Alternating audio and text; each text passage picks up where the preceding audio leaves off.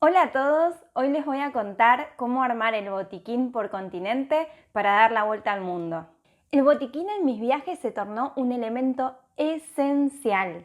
Es una de mis prioridades y como tal comienzo a armarlo con un mes de anticipación. Les aconsejo ir a un médico especialista del viajero porque ellos les van a saber decir para el tipo de viaje que ustedes hacen y los países que van a visitar, exactamente cuáles son las medicinas que necesitan y además cómo utilizarlas en caso de no tener un médico cerca. Cada continente, cada estación del año y cada tipo de viaje tienen riesgos y enfermedades distintas. Claramente no es igual si viajas solo a ciudades que si vas a estar en medio de la jungla.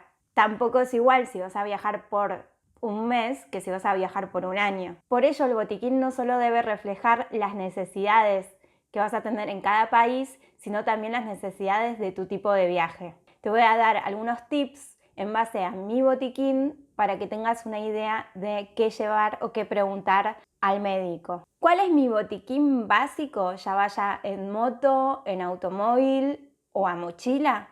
Acá voy a leer un poco. Siempre llevo gasa esterilizada, cinta hipoalergénica, alcohol en gel, que es esencial para Asia, África y Latinoamérica, antiséptico para evitar infecciones, tijera, pinza de depilar, sirve para espinas o para sacar gusanos que te pueda llegar a dar la tierra del campo, venda elástica, repelente para insectos con DET de al menos 25%, esto es importantísimo, termómetro sin mercurio, protector solar para cuerpos y labios, si vas a estar en zonas de mucho calor o expuesto muchísimo tiempo al sol. Antihistamínicos para la alergia, si alguna vez tuviste una reacción. En este caso llevo tanto pastillas como inyectables, porque como he hecho viajes en moto o en bicicleta, muchas veces estuve en la jungla, a veces te pica algo y te empezás a hinchar y lo único que sirve en ese caso es algo que te inyectes y haga una reacción rápida.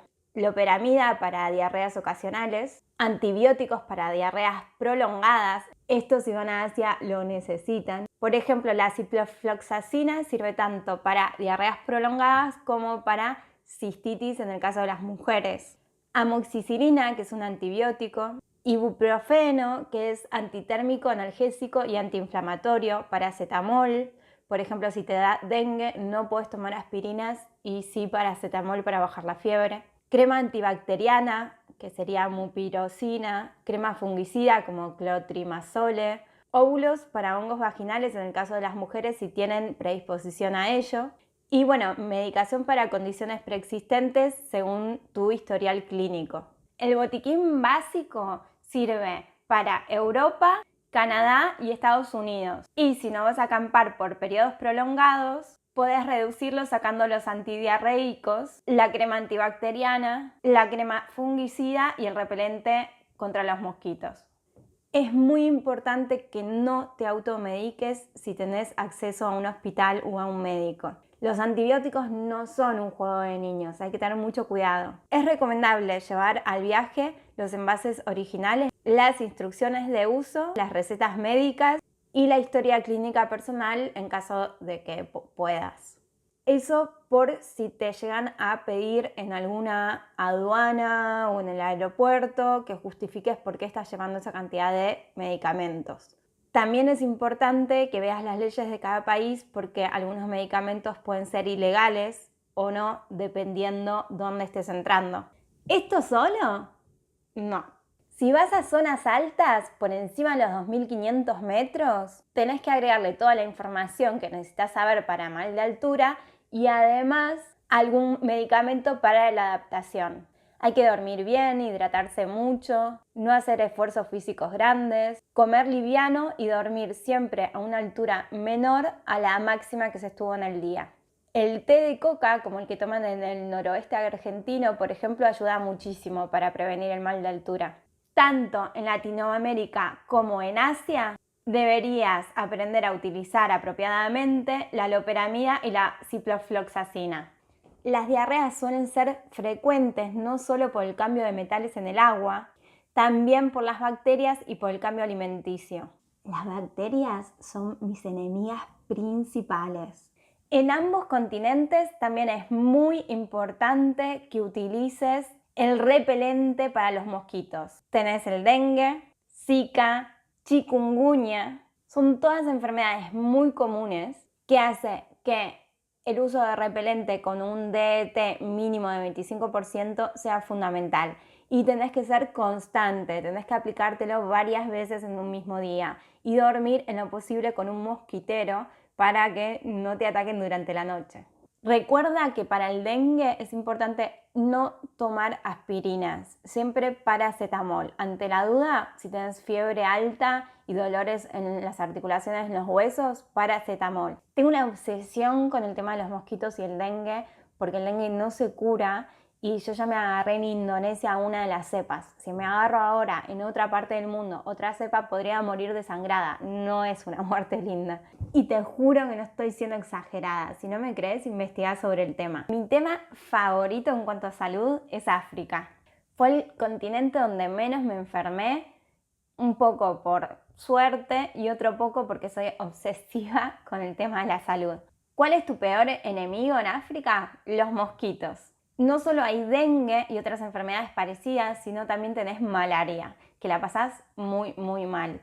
La malaria es una enfermedad parasitaria que afecta a los glóbulos rojos y al hígado. Puede derivar en una enfermedad hepática mortal. Hay muchos tipos de malaria en África, pero para el más común, que es el que a vos te importa más, hay un test rápido para verificar si es malaria o no lo que tenés.